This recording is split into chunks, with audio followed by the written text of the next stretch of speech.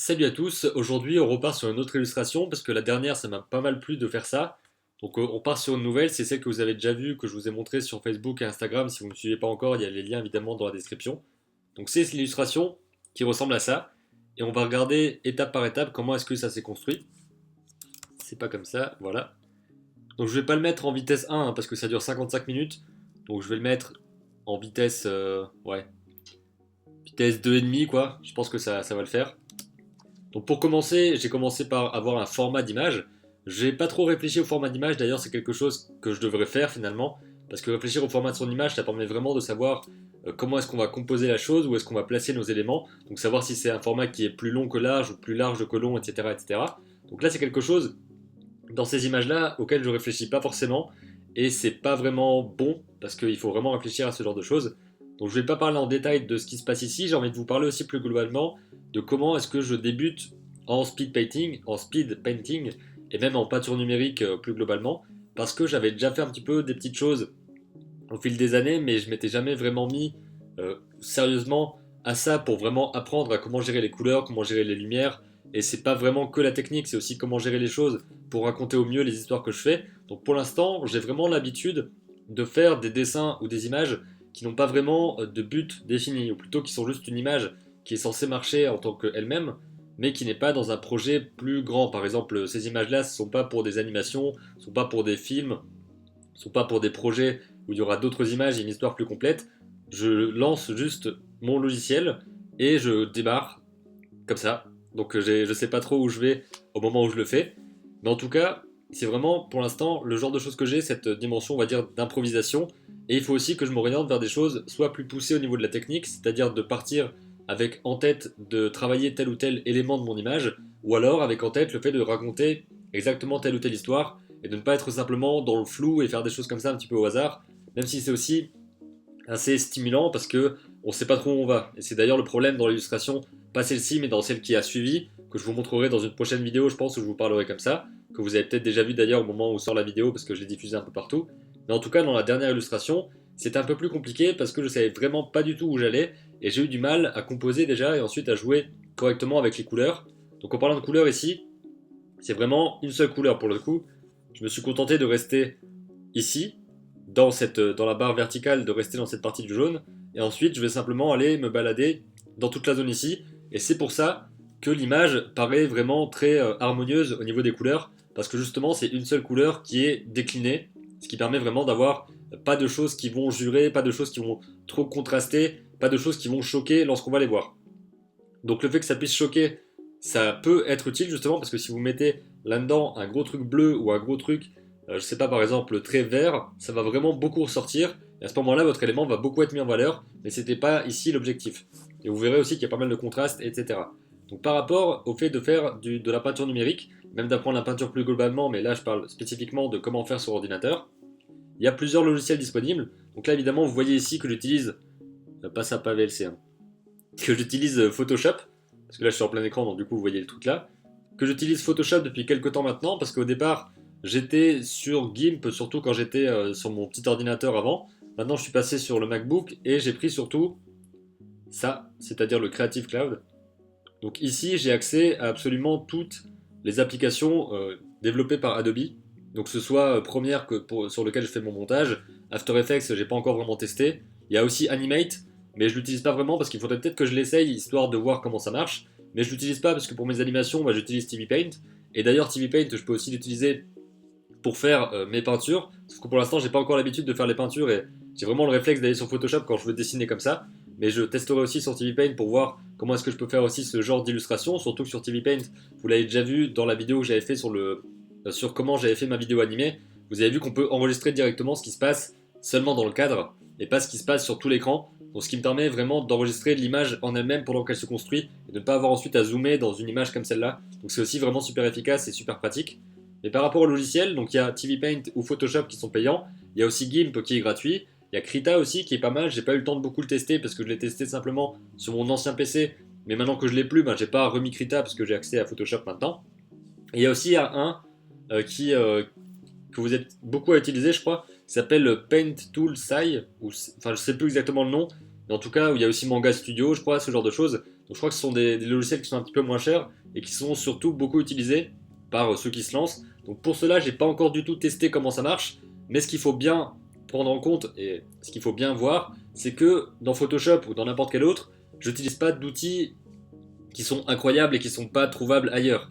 Là pour le coup, c'est vraiment j'utilise le pinceau tout simple avec la brosse la plus simple possible, même peut-être trop simple parce que du coup je peux pas avoir accès aux effets qui pourraient être vraiment bons, les effets de texture ou ce genre de choses.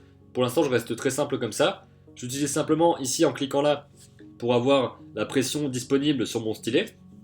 Et ensuite c'est tout quoi, j'utilise pas de gomme, rien du tout, j'ai juste un pinceau, une couleur et je fais mon image. Donc ça c'est vraiment intéressant comme approche parce que ça me permet de faire les choses de manière plus intuitive et sans me prendre la tête avec tout ce qui est possible de faire avec 12 000 couleurs, avec plein d'outils partout. C'est juste un pinceau et ensuite on se met à peindre. Donc c'est pour ça que le logiciel c'est pas vraiment le plus important. Vous allez pouvoir faire ça avec, bon peut-être pas avec Paint, là ça va être chaud. Mais vous allez pouvoir le faire avec n'importe lequel des logiciels que j'ai cités ou même d'autres logiciels disponibles et que je connais peut-être pas. C'est pas ça l'important. Donc vous dites pas que vous êtes bloqué par le logiciel. Par contre, ce qui peut vous bloquer peut-être, c'est le fait de ne pas avoir de tablette graphique. Parce que si vous voulez dessiner à la souris, vous allez vraiment, vraiment galérer. Vous ne pourrez pas avoir de beaux résultats parce que ça va être hyper compliqué. Enfin, vous pourrez avoir de beaux résultats peut-être, mais c'est beaucoup, beaucoup, beaucoup moins pratique que le fait de dessiner directement sur une tablette. Donc je vous conseille encore une fois de prendre une tablette. Ça coûte plus très cher maintenant. Pour 50 ou 100 euros, vous avez déjà une tablette au format A5 qui est vachement pratique, que vous pourrez avoir partout, le prendre n'importe où vous allez. Donc ça va vraiment être super pratique. Et c'est pas un très cher investissement parce que si vous mettez 50 ou 100 euros et que c'est comme ma tablette et que ça vous dure 5-6 ans, parce que là encore, j'ai pas fini d'utiliser quoi. Je pense que je vais l'utiliser. Je sais pas si elle s'arrêtera de marcher un jour. En tout cas, c'est un outil qui est vraiment super efficace et super important. Donc si vous en avez pas, il faut vraiment penser à en avoir une pour pouvoir commencer à travailler efficacement, en tout cas en peinture numérique ou même en dessin numérique tout simplement. Donc ici, vous voyez que c'est comme l'autre fois, je rajoute des contrastes. Je vais rajouter des couleurs plus foncées, des couleurs plus claires. Vous allez voir qu'ensuite, ici, il y aura le soleil, donc il y aura vraiment le côté très blanc. C'est comme si on faisait ressortir le blanc de la feuille ou qu'on laissait le blanc au départ, qui va vraiment ressortir et qui va permettre de faire cet effet très lumineux et très contrasté que je recherche justement dans cette image-là. Donc par rapport au fait de se lancer dans la peinture numérique, la chose qui bloque souvent, c'est qu'on est impressionné par les vidéos qu'on voit des autres. Là par exemple, rien que sur ces images-là, que je trouve vraiment pas extraordinaires parce que je suis assez content de moi, parce que je les ai fait assez rapidement, etc. Et je suis content d'avoir avancé et de continuer à faire des images. Mais en termes techniques, je trouve ça vraiment, enfin, pas très extraordinaire quoi comme image. Et pourtant, il y en a pas mal d'entre vous qui m'ont dit qu'ils ont beaucoup aimé l'image. Les images, donc que ce soit celle-ci ou celle que j'avais montrée précédemment. Il y en a aussi qui m'ont fait des retours assez critiques dessus, mais justement c'était bien parce qu'ils m'ont dit à quel point il y avait les bords flous, il y avait ce genre de choses, il y avait les couleurs qui marchaient bien, mais qu'au niveau du dessin, au niveau de la composition, il y avait pas mal de choses qui manquaient et qui n'étaient pas très compréhensibles. Donc merci aussi pour ces commentaires-là, c'est important de recevoir les commentaires constructifs, surtout quand ils sont pas... Enfin, c'est pas agressif, quoi. C'est juste, il y a ça qui va pas, il y a ça qui va pas, et c'est comme ça que je peux avancer, donc merci beaucoup pour ça. Et pour le fait qu'on puisse être impressionné par les images, je suis souvent très impressionné par les images des gens que je regarde, parce que ce soit les images de Pascal Campion, etc. Je vais vous montrer un petit peu à quoi ça ressemble les images de Pascal Campion. Donc ce sont des images qui sont assez impressionnantes. Je sais qu'à un moment donné, il faisait une image tous les jours, mais je ne sais pas s'il continue à le faire. On va aller directement sur son site. Je ne sais pas s'il continue à faire une image par jour. Je pense que oui.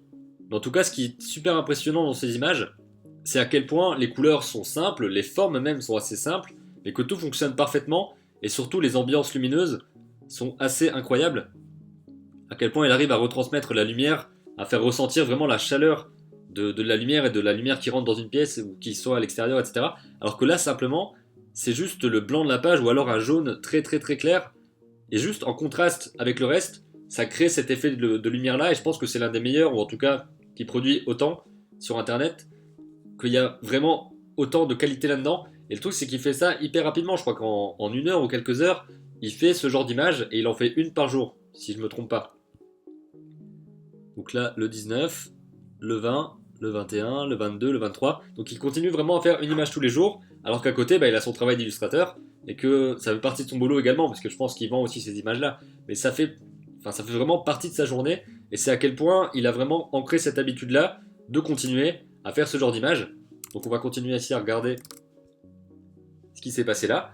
Donc l'habitude, ça va vraiment être super important lorsqu'on veut faire du digital painting ou même du dessin ou n'importe quoi, parce que le dessin, on va entre guillemets le perdre si on n'est pas habitué à dessiner très souvent, à observer très souvent. Parce que ce que je remarque, dans les mois derniers, j'ai commencé à dessiner sur les projets que je fais à l'école, c'est-à-dire le projet de film avec l'animation au fusain, ce genre de choses, et j'ai moins dessiné sur le reste, c'est-à-dire que j'ai moins créé de personnages, j'ai moins dessiné d'observations, et donc forcément j'ai moins été attentif à toutes ces choses-là dans mon quotidien et dans tout ce qui se passe autour de moi tout le temps, parce que lorsque je suis dans un projet, je vais penser plus globalement à l'histoire, je vais penser à comment est-ce que je peux mettre les choses en place, à comment est-ce que je peux raconter, mais quand je suis vraiment en train de dessiner et quand je suis dans une optique de dessiner tous les jours, de peindre tous les jours, ce que je recommence à prendre maintenant parce que ça faisait quelques temps que je le faisais plus vraiment, et c'est pas bien, du coup je sais qu'il faut que je reprenne pour vraiment progresser et continuer à apprendre parce que sinon je vais juste stagner avec le niveau que j'ai actuellement et c'est pas ça que je veux.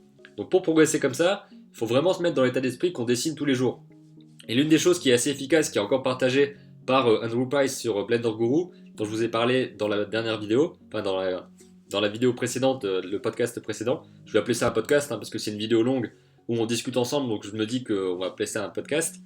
Donc il disait aussi que ce qui l'aidait vachement, c'était de se dire qu'il ne faisait pas une journée sans tracer une ligne.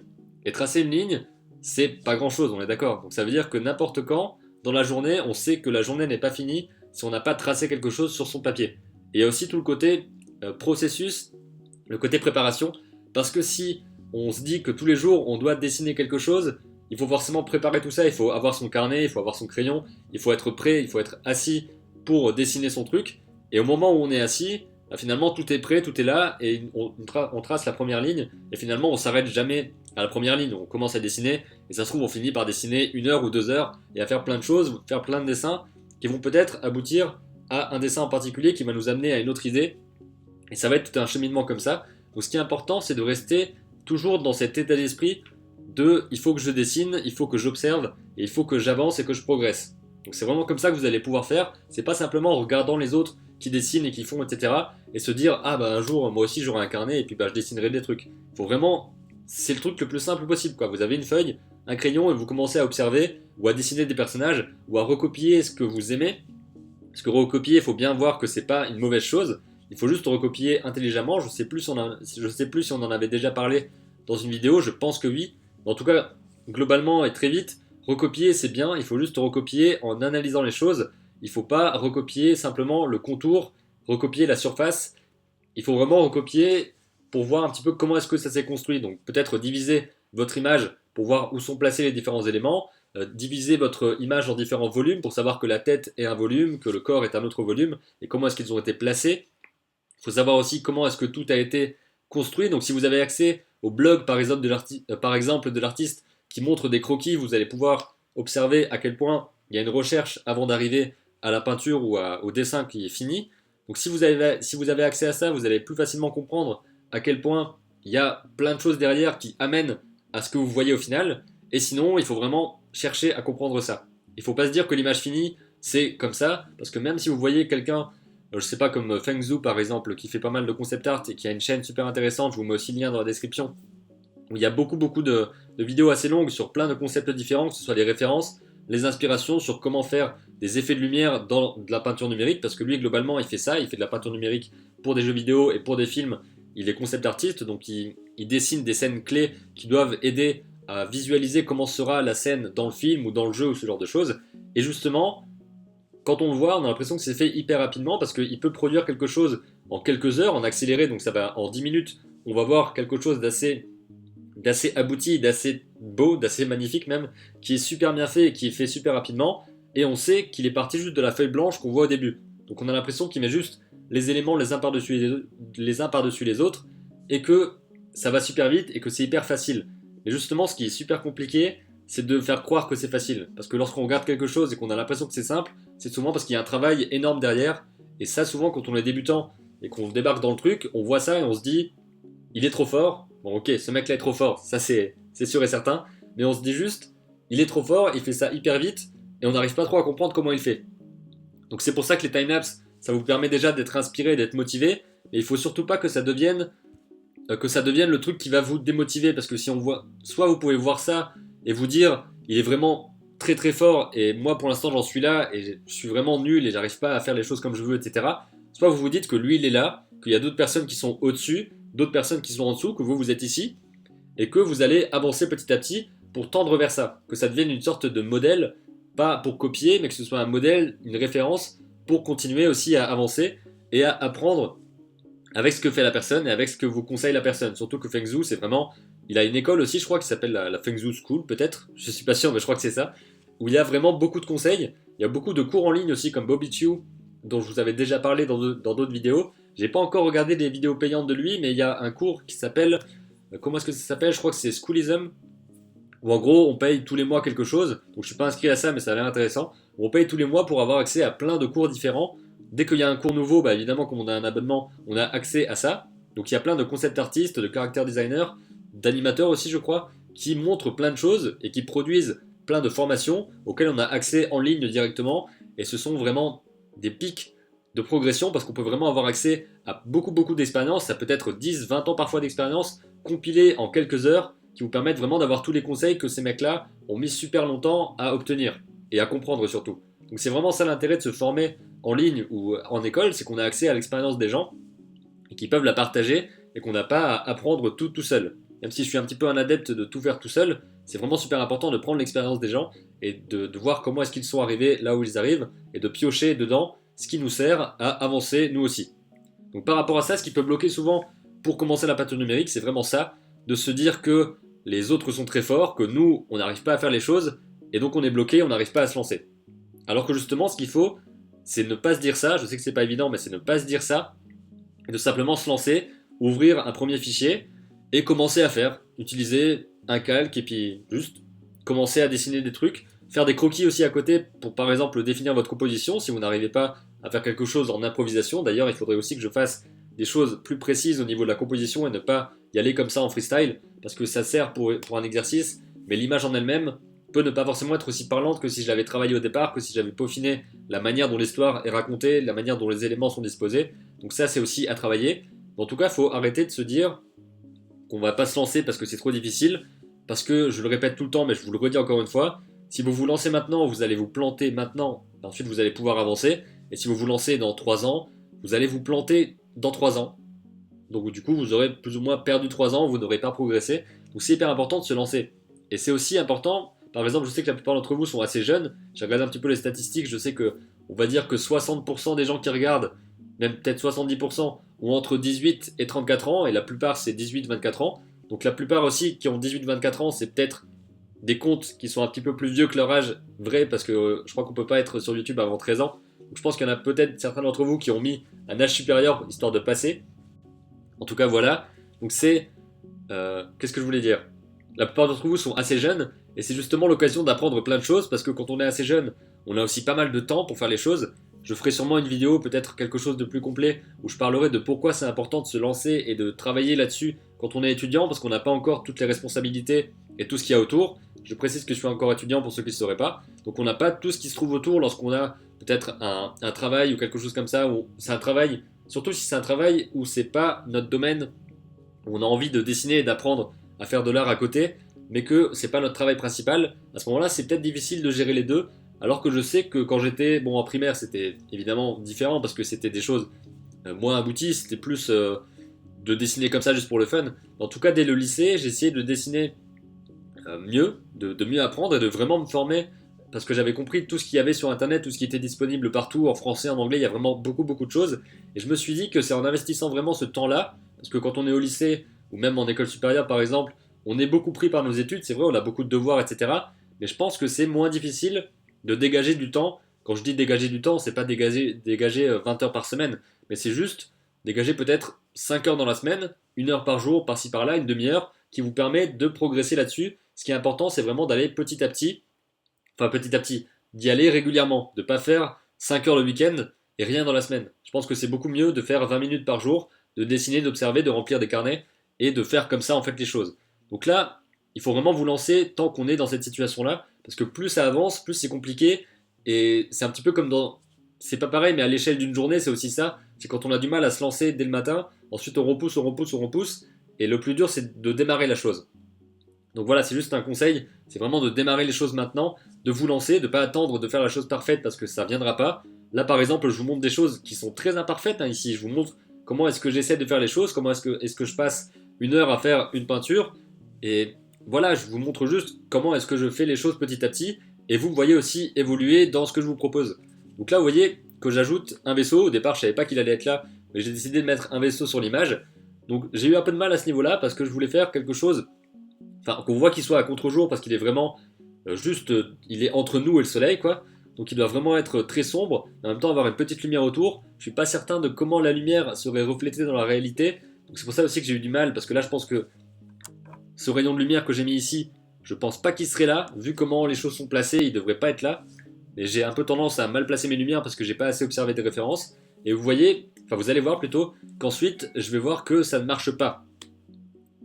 Que en fait ça marche pas du tout, ce truc là il est trop grand, il fonctionne pas. Donc au lieu d'aller effacer, je vais juste aller chercher le jaune de tout à l'heure directement là-dessus, et pas en utilisant la pipette qui se trouve quelque part ici. Je vais directement aller chercher le jaune pour camoufler mon image, et plutôt pour superposer quelque chose au-dessus de ce qui ne fonctionne pas. Donc ça c'est beaucoup mieux que de simplement aller prendre la pipette ou la gomme, parce que c'est un peu la facilité. Donc c'est bien aussi, mais je pense que le mieux pour entraîner son regard et entraîner son observation, ça va être ça, ça va être vraiment de s'habituer à voir les couleurs et à les discerner directement ici, plutôt que d'aller chercher juste, tiens, quelle est la couleur là, quelle est la couleur là. Donc c'est juste une contrainte en plus qui vous permet de mieux comprendre la lumière. Là vous voyez, je joue encore un petit peu sur les contrastes. Ça fait un peu comme si c'était une sorte de gros tube de nuages, ou aussi une sorte de caverne. On m'a dit que ça pouvait ressembler à ça. Parce que ici c'est comme s'il y avait la sortie et qu'il y avait une grande voûte caverneuse tout autour de ce paysage. Donc c'est vrai que c'est assez étrange le côté très cyclique comme ça. Je vais le mettre un petit peu moins vite, parce que je veux juste vous parler d'autre chose avant de finir. Donc je vais hop, diminuer un peu la vitesse.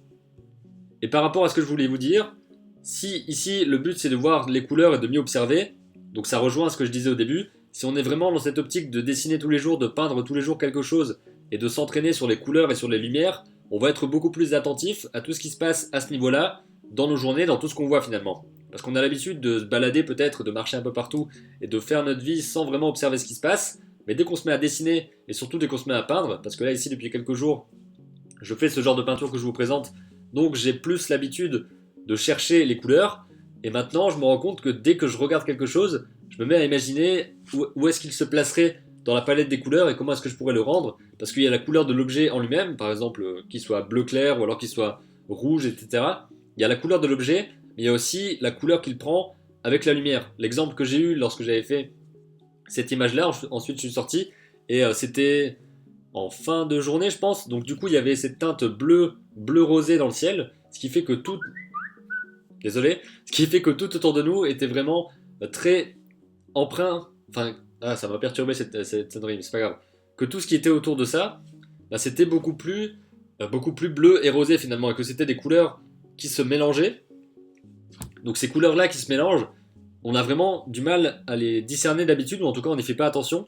Alors que là, je me suis dit, si je devais peindre cette portion de route avec les personnes qui marchent, etc., je sais que je ne mettrais pas le gris foncé de la route, et que je mettrais directement une sorte de rose, mais qui tend vers le foncé, donc une sorte de rose qui serait peut-être ici, si vous voyez mon curseur, il est juste là, et qui serait un petit peu là.